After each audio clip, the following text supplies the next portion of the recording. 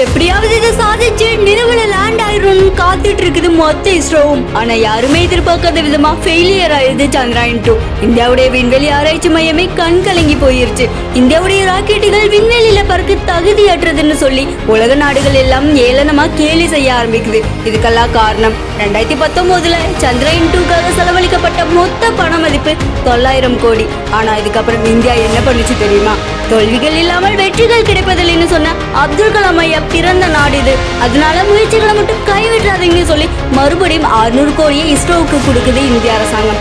ஏற்கனவே 2008 சந்திராயன் 1 நிலவுக்கு அனுப்பி நிலால தண்ணி இருக்குன்னு முதல்ல கண்டுபிடிச்சு உலக நாடுகளுக்கு சொன்னது நம்ம இந்தியா தான். அதுக்கப்புறம் 2019 சந்திராயன் 2 தோல்விக்கு அடுத்து எந்தெந்த நாடுகள் நம்ம இஸ்ரோவை பார்த்து கேலி செஞ்சதோ அதுக்கெல்லாம் பதில் சொல்ற மாதிரி கடைசியா 2023 வெறும் 600 கோடியில நிலாவுக்கு போய் காட்டி மொத்த உலகத்தையும் நாங்க திரும்பி வந்துட்டோம்னு சொல்லி மிரள விட்டுருக்கு நம்ம இஸ்ரோ.